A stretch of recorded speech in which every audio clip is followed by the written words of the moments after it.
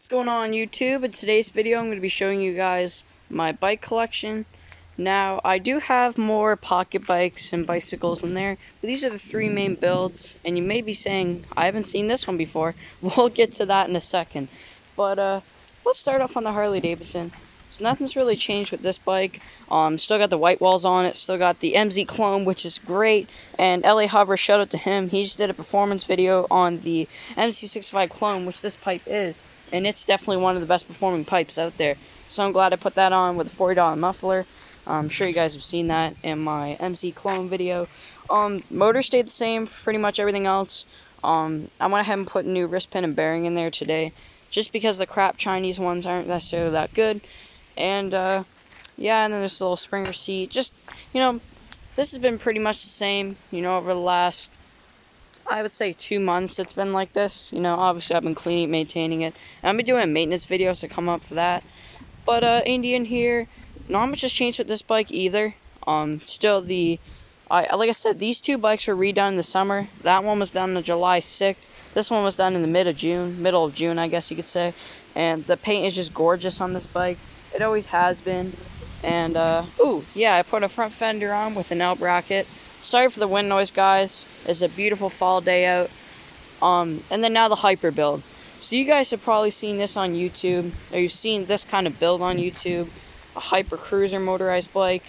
We'll just kind of do a little quick overview on the bike. I'm not going to get into too much detail. I'll do a separate video on that. But this is kind of an update slash, helpful video to give you guys some information on my bikes.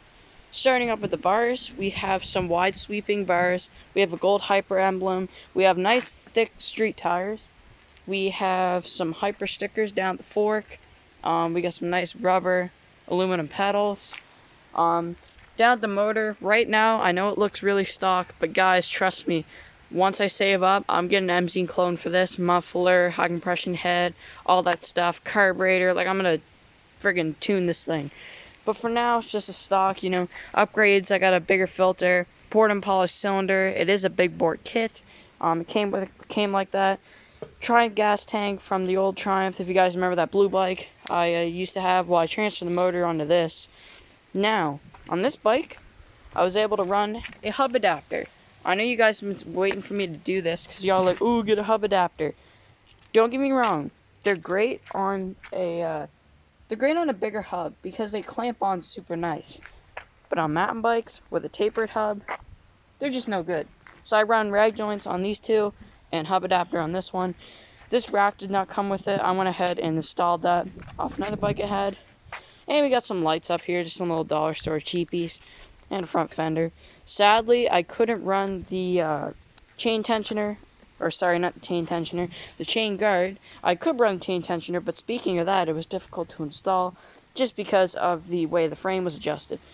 But yeah, anyways, so I couldn't run the chain guard, I couldn't run the fender just because of chain clearance and motor clearance.